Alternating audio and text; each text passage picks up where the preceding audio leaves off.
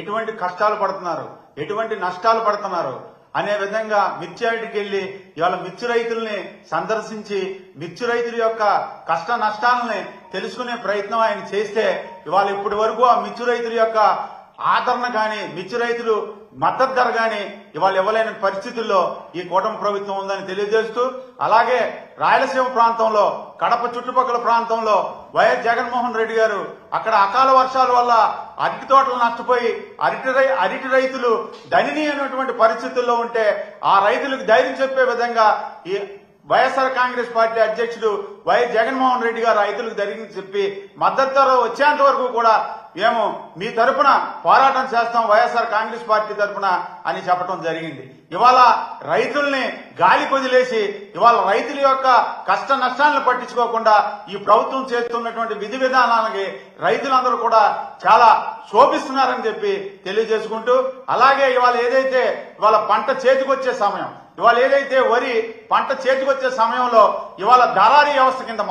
మార్పు చెంది ఇవాళ ఏదైతే రైస్ మిల్లర్స్ అందరూ కూడా ఒక యూనిట్ గా మొదలుపెట్టి ఇవాళ బస్తా 1450 రూపాయలు మొదటి రోజు 2-3 రోజులు కొని తర్వాత 100 రూపాయలు తగ్గించి దాంట్లో మళ్ళీ తేమ ఉందని, వర్షాలే లేవు, అసలు తేమ ఉందని అదని ఇదని ఇవాళ చెప్పే పరిస్థితుల్లో ఈ ప్రభుత్వం ఇలాగా ముందుకు సాగుతుందని చెప్పి తెలియజేస్తూ, అలాగే ఇవాళ ఆక్వా రంగానికి తీసుకుంటే ఇవాళ ఆక్వా రంగం ఇవాళ సంక్షోభంలో ఇవాళ ఆక్వా రంగం ఉంది. ఇవాళ గతంలో మనం పత్తి రైతుల యొక్క ఆత్మహత్యలు చూసాం. ఇవాళ డాలర్ పంట అనే పేరున్నటువంటి ఆక్వా రైతులు ఇవాళ ఈ ప్రభుత్వంలో ఇవాళ ఆత్మహత్యలు చేసుకునే పరిస్థితికి ఏర్పడింది. ఇవాళ గతంలో వైఎస్ జగన్మోహన్ రెడ్డి గారు ముఖ్యమంత్రిగా ఉన్నప్పుడు ఆక్వాకల్చర్ డెవలప్మెంట్ అథారిటీ అనేది పెట్టి ఇవాళ ప్రపంచంలోనే ఆక్వాకల్చర్ డెవలప్మెంట్ అథారిటీ అనేది ప్రపంచంలోనే ఎక్కడా లేదు, ఒక నార్వేలో ఉంది. నార్వేలో సాల్మన్ ఫిష్ ఎక్కువగా ఎక్స్పోర్ట్ అవుతుంది కాబట్టి కొన్ని $1 బిలియన్ అక్కడ పెడతాం జరిగింది. ఇవాళ డిమాండ్ సప్లై మీద ఆధారపడి ఉన్నటువంటి ఈ ఆక్వా రంగాన్ని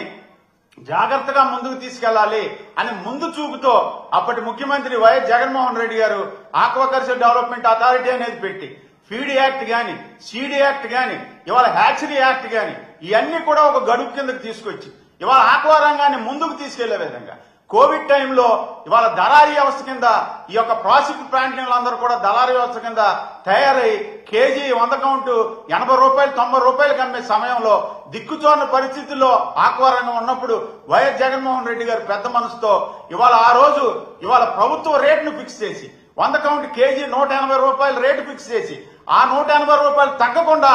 ఎంతో పెద్ద మనసుతోని ఇవాళ కోవిడ్ టైంలో కూడా ఆదుకోవడం జరిగింది. కోవిడ్ టైం 2 సంవత్సరాలు 180 రూపాయలు